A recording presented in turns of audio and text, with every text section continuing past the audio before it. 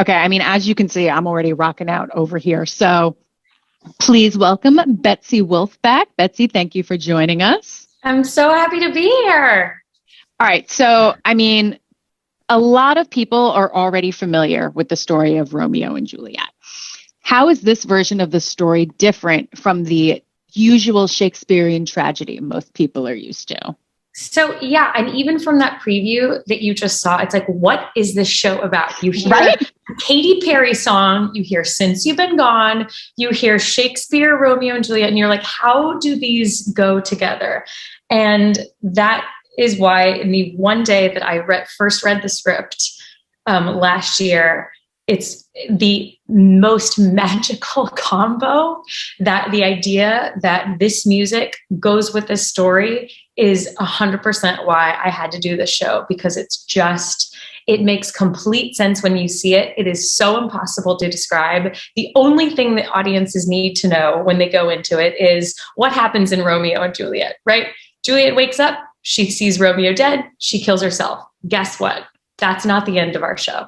It's the beginning of the show that takes everyone off guard. And William Shakespeare shows up at the theater that night. He's presenting his new show, Romeo and Juliet, to his players. His wife, Anne Hathaway, shows up, and she has this idea that what if Juliet didn't kill herself? And from there, it just begins this like amazingly fun, meaningful journey of what it looks like if she chooses life and what that looks like. And that's all you need to know. I know that Shakespeare can seem like really intimidating, but you don't have to necessarily understand it or be a fan. It's just joyous. Perhaps it makes Shakespeare more inviting. Oh my gosh. More digestible. So many people who say like, I don't love going to see Shakespeare. I feel like it's a little intimidating. I don't understand it. It's all told. This whole show is modern day speak. And in fact, if you've seen Schitt's Creek, our writer actually wrote that and was the executive producer. And so it's hilarious. Of course, we have some, famous Shakespeare puns in there for you, but it's hysterical, and you don't have to be a fan of Shakespeare or understand it to come and just totally be surprised by our show. Noted. So this is for the masses. Nobody feel intimidated. Yes. And think about it. Like, it's Shakespeare wrote for the masses. And then I think why this show works is Max Martin, who wrote all of the music for this show, which I say Max Martin, most people will not know who that is. But what's interesting about Max is you cannot listen to the radio. I dare you. I challenge you to go anywhere and listen to music and try and get away with not having at least one out of like 4 or 5 songs be a Max Martin hit. And not just a hit, like a number one hit. This man has written more number one hits than any artist in this century for Katy Perry, Celine Dion, Backstreet Boys, Ariana Grande. So every single song in the show, you are going to know and you're going to love, but it's not going to necessarily be done in the way that you're expecting it. And yet all the while, it actually does tell the story of our show. I think that's why it's so special. I think that's one of the reasons why, for me, it's so special. I've seen so many jukebox musicals, and I've been a part of them before. And sometimes you have to like drink the Kool-Aid and say, okay, this is that song. And now let's move on back to the story. But it's almost as if these songs were written for the show, which sounds insane, but it's genuinely that seamlessly integrated. Well, now I don't know which question I want to ask you next. Oh, sorry. But there's just so many from everything you've just said. So I guess let's move back, because you were talking about Max Martin. So this creative team behind Anne Juliet is just incredible. Like, what was it like working with them on the North American premiere of this new musical? Well, it's thrilling. I mean, I'm sitting here and I'm listening to all the incredible cast members of Strange Loop and Mark and Carrie talking about Beetlejuice. And I think what's so exciting is the world knows what that is right now, that we know how exciting those shows are. And London knows how exciting Anne Juliet is, but only Toronto so far knows kind of how special this is. And like, they're talking about their shows and how the audiences just are like leaping to their feet and identifying with themselves and seeing themselves in the show. And I'm just like buzzing with excitement because I see that in Toronto. And so I know it's about to happen. Like, I know people are going to get to be on the beginning of that journey for this show. And this creative team loves what they do. I mean, Max Martin has been in the studio with, again, Katy Perry, Ariana Grande, Celine Dion, not just writing their hits, but I mean, their biggest hits. And so the fact that he was just always around, hanging out and just like talking and making sure that we, you know, we're just like really understanding the musicality of it all. And it's kind of amazing that they always just wanted to be around because they love it and they believe so passionately in the story too. So, you know, they're just creative geniuses. And if you have not seen Schitt's Creek, you know, you'll get a flavor for some of our, for our show. The show's hysterical from the moment it starts. That was one of my pandemic binges. Like, I can't believe I was so late to the game. Yes. Well, congratulations. You are now caught up. And that essence is so much a part of our show. The show is witty. It's hilarious, but it will also just really ping you when you are least expecting it. And I think that's what's really, really cool. And when can those looking forward to it see & Juliet on Broadway? So we close in Toronto this week, which is insane to me because we've already been here 6 weeks and there is not a ticket to be had. It's one of those shows, because it is so hard to describe and it's so hard for people to understand. I really believe it's one of those word of mouth shows, which is why I get DMs from people every day saying, this is my 5th time. This is my 6th time. It's my 37th time. We've only been here 6 weeks. And the reason for that is just because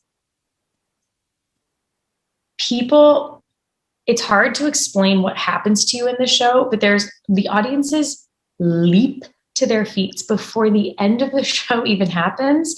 And I get messages that are like, I had to bring someone else to the show to experience what I felt. And like, that's the kind of, to me, that is just like the medicine that I need right now. It's the medicine that I think everyone needs right now. So when we come, I know there's tickets now. When we come October 28th is our very first preview and we open. It's just like, I'm so excited, but I also know like once it does its thing, and I'm sure like the Beetlejuice people can attest to it. It's like once the word of mouth starts to spread, I just genuinely think it's going to be a little bit harder to just get in and get. So I feel like people have such an opportunity now to be at the start of like a really, really kind of like the next big thing. And it's really, really exciting.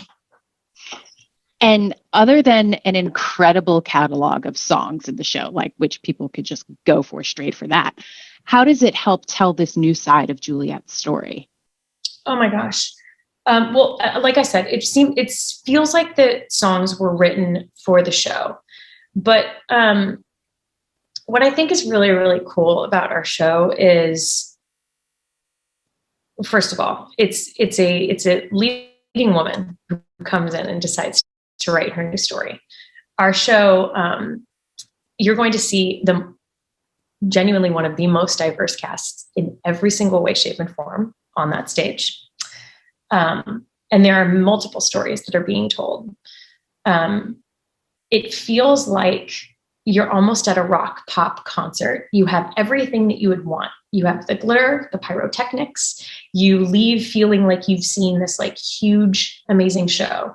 But I think what stands out for me and what the songs also do, and the familiarity of the songs and them being told in a way that you don't expect them, is that there's actually this like emotional transcendence that only this show and that only kind of live theater brings. So it's different than almost hearing them on the radio.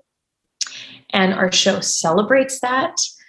And we see Juliet, along with the help of William's wife, who kind of comes in and rewrites the show a little bit, maybe to more what she thinks would be appropriate. We see her getting to choose hope over adversity and choose life and just choose something new for herself and rewriting the story.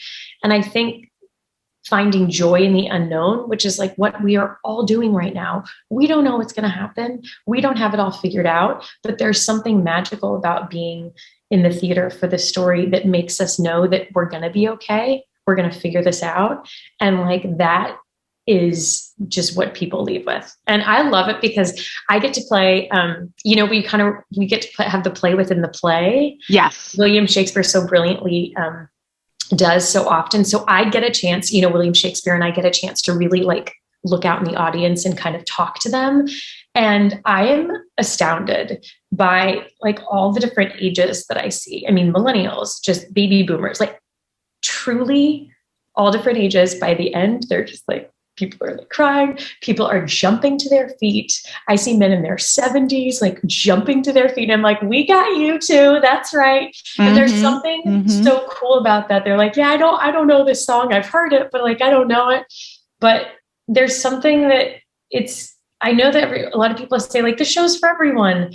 And like, I know that that's like a great talking point, but when I physically can look out and see, we have 2,000 seats in Toronto and it's sold out every night. It's insane. And so when I can look out and actually just see this beautiful, diverse group of humans and they're all just like collectively experiencing this experience together, it's like, that's why my job is it's so hard and it's so easy at the same time. Like, I love it. It's like, of course I get to do that, every night. So last question. What's your favorite song from the show? No, that's like choosing like a favorite kid or something. It changes. I mean, it changes every night. What is it currently? Currently. Okay. It might actually, so Max Martin actually wrote one new song for the show.